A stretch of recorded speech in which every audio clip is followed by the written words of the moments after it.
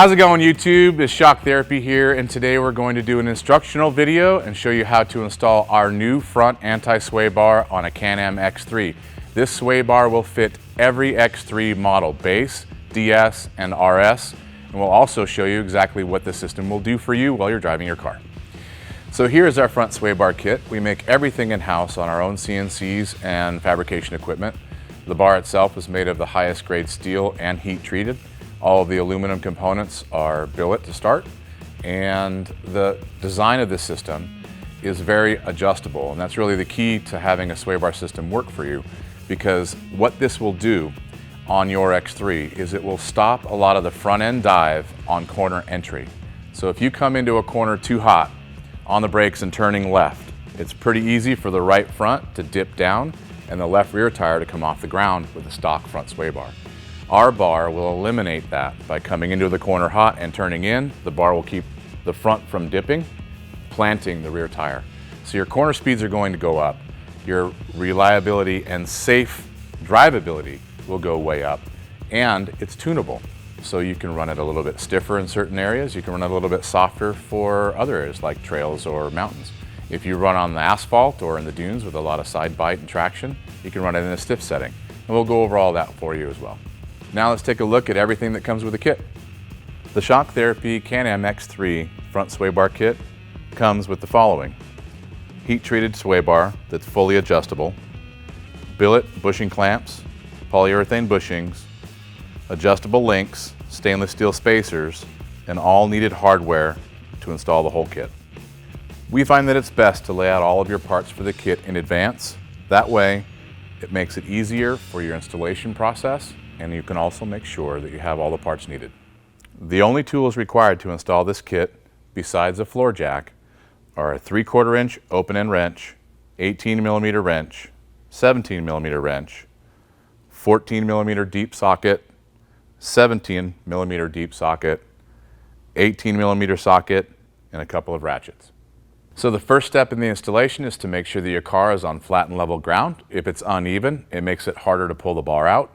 Once that is done, we're going to pull the stock bar out. The first step in disassembly is to remove the factory sway bar links. You're going to need an 18mm open end wrench for the back side of the link, and you're going to need a 14mm deep socket for the nut side of the link. The back side of the link has 2 flat spots. You can find that with a little bit of effort with the 18mm wrench. Your deep socket is going to go to the front side, or basically the nut side of the link.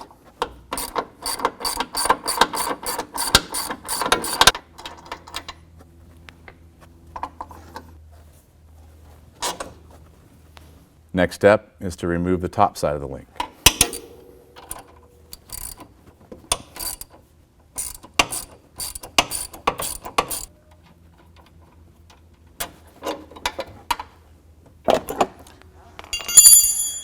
And now, repeat this process on the other side.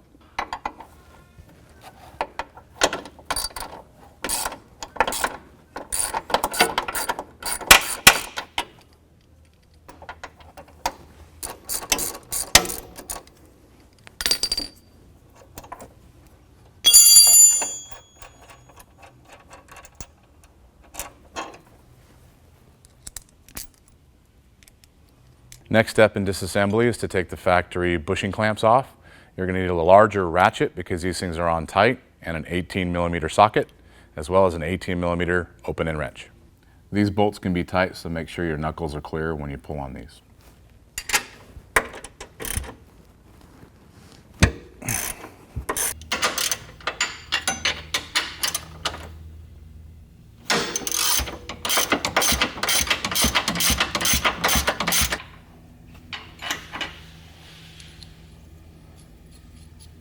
Once you remove the bolts, make sure you save some of the components that are in here. There's a flat plate that supports the bushing. Save that. And remove the bushing clamp by hand. We will not be saving the factory bushing clamp. Once you have removed the bolts that hold the bushing clamp in place, saved the support plate, and discarded the bushing clamp and bushing, repeat everything on the other side.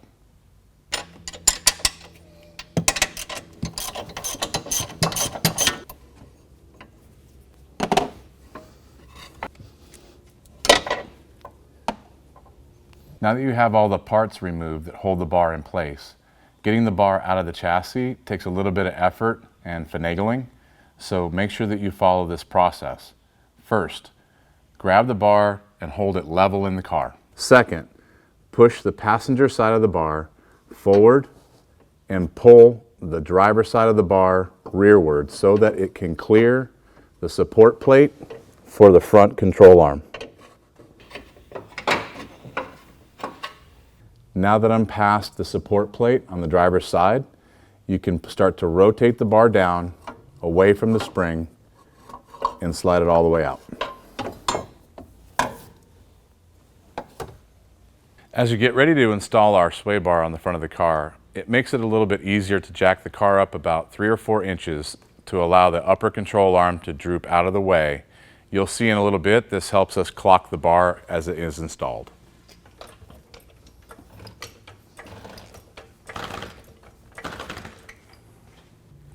As you start to install the bar, you'll see that the largest clearance problem are the washers that are welded on our bar to center the system between the bushings.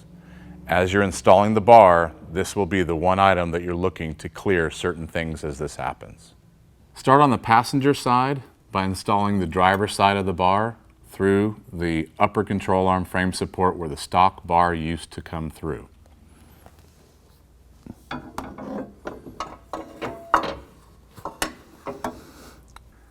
You will see that the first clearance problem will be the centering washer on the support plate. So make sure that this washer is lifted over the support plate as the bar is installed. Once your centering washer has been lifted over the support plate, the next clearance item is going to be the rubber cooling lines in the center of the car against the bar. So reach into the center of the car, wrap your hands around the cooling lines and lift them up as you push the bar in. Lifting these cooling lines will allow you to push the bar past those until the centering washer becomes the next clearance item.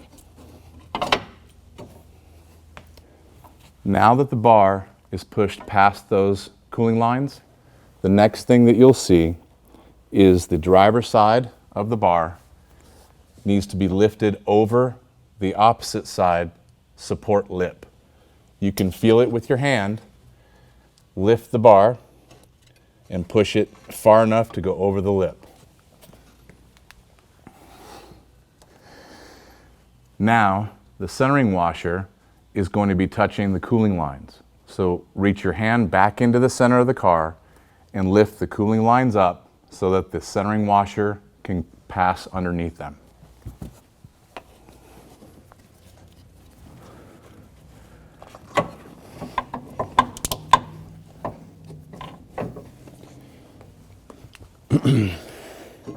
Now that the centering washer is past the cooling lines, the extra clearance that we gained between the upper control arm and the sway bar by jacking the car up 3 or 4 inches becomes very important. We can now rotate the bar downward in order to get the driver's side to pass the support bracketry.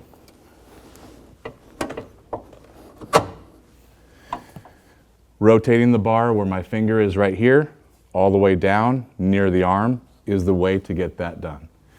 Once you're past the bracket, you can push the bar all the way in to its normal installed location. Now that the bar is installed, let's go ahead and grab the billet bushing block and the polyurethane bushing. You'll notice that the bushings are double drilled, the center hole and an offset hole. The greaser on this kit is offset, so make sure that the bushing hole lines up with the greaser. This is installed with the greaser facing the outside of the car towards the front, just like this. Now that you see the way this is installed, I'd like to have you put this bushing on the bar exactly the way it was positioned.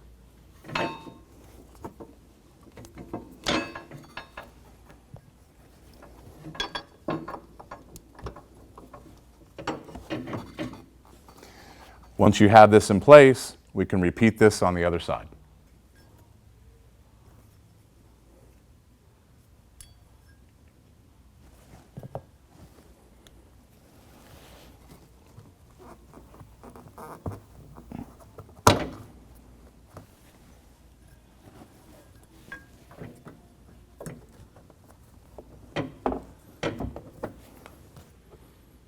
The next step is to install the bushing clamp with the factory hardware and the supplied nuts for those, as well as the spacer that we saved from before.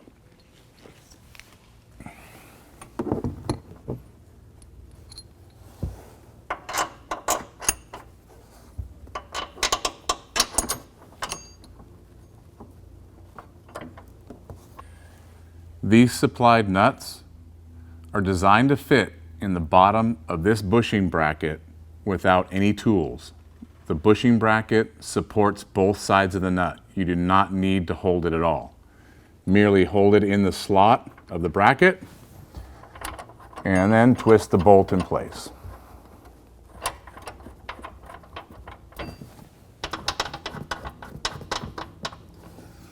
Now repeat the same thing on the other side.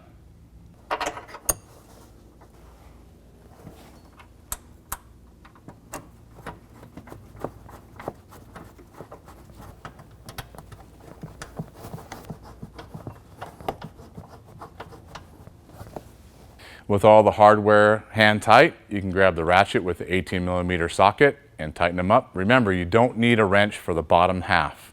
That nut is locked by the billet bushing bracket.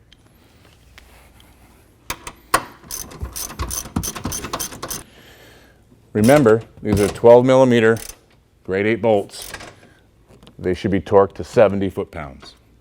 So grab your torque wrench and make sure you check the tightness.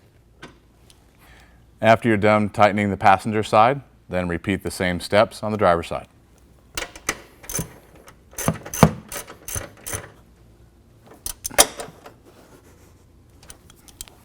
Now with the bar and all the bushing clamp hardware tight, you can lower the car back down to ride height.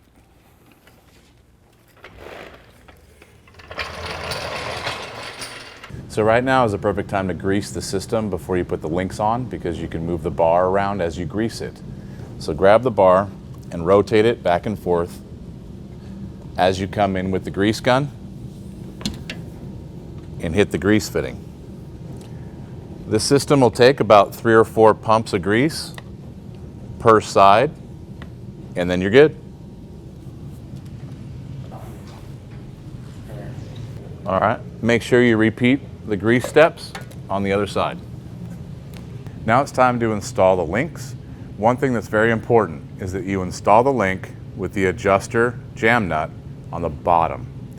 The solid portion of the link installs on the sway bar, and the adjuster portion installs on the upper control arm. Use 2 of the stainless steel spacers and install the top section on the inside of the sway bar.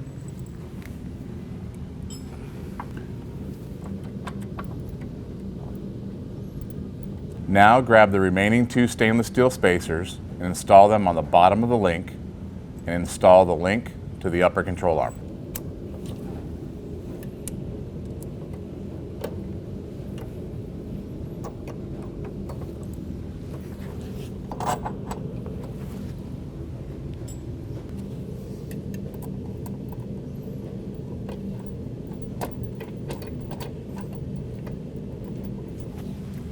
Now take a 17mm wrench and 17mm socket and tighten up both hardware sections of the link.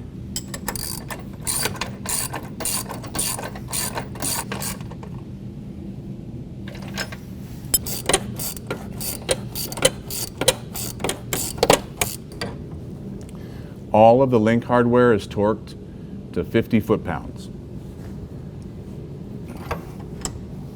Go ahead and repeat the process of installing the link on the driver's side.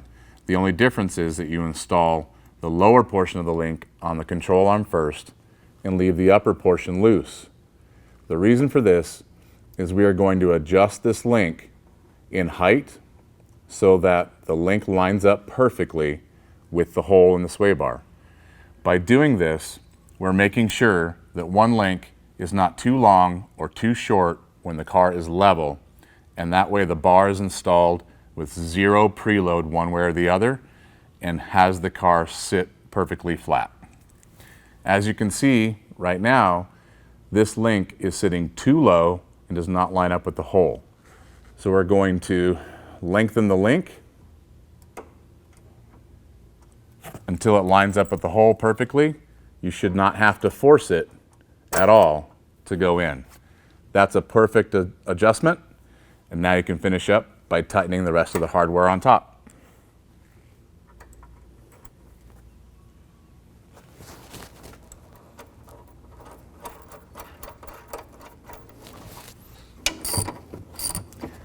Remember to torque the link hardware to 50 foot-pounds.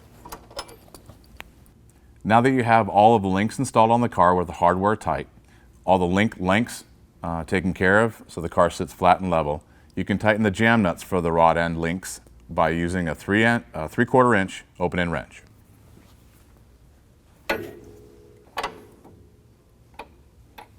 Repeat the process on the other side.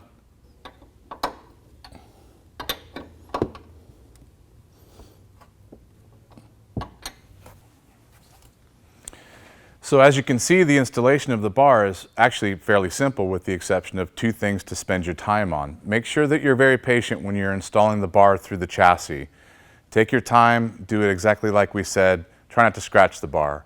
Second thing, make sure that the link is installed with the adjuster on the bottom and the solid portion of the link facing upward, so that way we have more clearance and adjustability to the upper control arm. So the beautiful part about our bar is the adjustability, and that gives you the choice to set the bar up for different driving styles and different terrains. So that begs the question, what do I set my car up as for my driving style? Well, the hole in the bar that's farthest forward is the softest position, which allows the most body roll. The hole in the bar that is closest to the bushings, the pivoting point, is the stiffest setting, which allows the least amount of body roll. So if you're in a mountain scenario or in a trail or rocky, slow type of driving, you're going to want the bar in its softest position so that you get as much independence out of the suspension and a little bit more forgiveness in the chassis for slow, rocky, independent types of things. If you are a fast desert driver or racer, then you would probably start in the softest position and work your way to the middle hole. If you're very aggressive, if you have a heavy chassis and you're in the desert, middle hole, possibly soft hole. And as you get into the dunes where the traction and side bite become even more, then you would run the bar in the middle hole to the stiffest hole all the way to the back. If you're an aggressive dune driver, you might prefer the stiffest setting. So basically, the more traction or side bite you have, the more sway bar is needed. So a loose dirt isn't going to require much sway bar. Stiffer terrain, asphalt, dunes with a razor tire, more sway bar. Everyone is different. Everyone's driving style is different, and that's why this is adjustable, so you can tune it for what you need. So a good way to gauge the tunability in the bar is our bar is 10% stiffer than the stock sway bar is, and every hole in our bar is 10% stiffer than the previous one. So if you're set on the softest setting, if you want it 10% stiffer, put it in the middle. If you're in the middle and want it 10% stiffer than that, go all the way stiff. Another thing to consider when you're adjusting the sway bar is that once you've installed this correctly with both links at the correct lengths and the car level, you won't have to adjust those links anymore. You can go from the soft setting to the middle setting. As long as both links are moved at the same time, you don't have to change their lengths ever again. Just unbolt the top bolt, move it back, tighten it up, you're good to go. If you'd like to get a hard copy of written instructions for the sway bar system, we have those on our website. Also, remember we have a front adjustable sway bar system for Polaris XP, Polaris S, and Yamaha YXZ. So thank you for watching this video. Hopefully this helps you install the kit on your car. If you have any questions or comments, leave them below. We'll answer them as soon as we can. And make sure you tune back to our YouTube channel for more great UTV videos.